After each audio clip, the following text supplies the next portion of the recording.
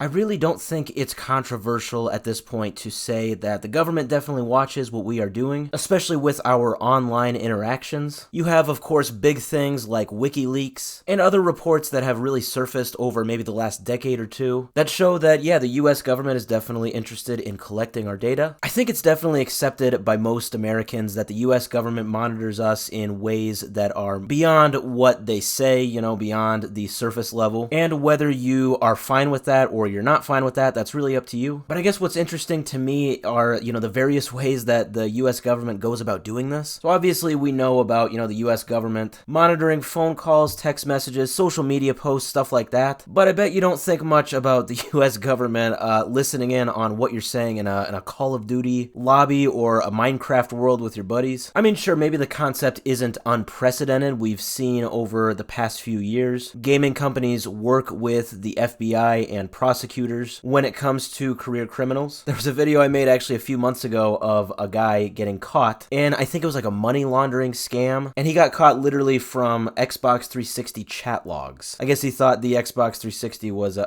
surefire way to make it so that he didn't get caught. But I think Microsoft definitely worked with the FBI in that one. And so my point being, definitely people know that in certain cases, yeah, gaming companies, Microsoft, Nintendo, whatever, they will work with the FBI, and, maybe sometimes that's because of like a search warrant or anything like that. But this is a lot more than that. So a report was just revealed by the Government Accountability Office, or the GAO. I had never heard about this. I didn't know that was an office in the US. I think the US definitely has a lot of offices that I'm just not aware of. But this report covered the period from September 2022 to January of this year, 24. And the report basically concluded and pushed for this, that the US government is wanting to and needs to monitor online gaming, specifically the interactions, the conversations that happen on online gaming, all in the name of preventing domestic violent extremism. Now that is definitely an odd term when I think of domestic violence. Obviously I think of violence that's just occurring between two or more people within a house. But I think in this term they're definitely talking more on a broad scale. I think when they're saying domestic violence extremism, they're talking about violence that is occurring on domestic soil, on US land, US property. And the report kind of scrutinizes the FBI and the DHS for not having a concrete, comprehensive strategy between them and gaming companies like Roblox, Discord, Minecraft, even Reddit. And they essentially are urging the US government to have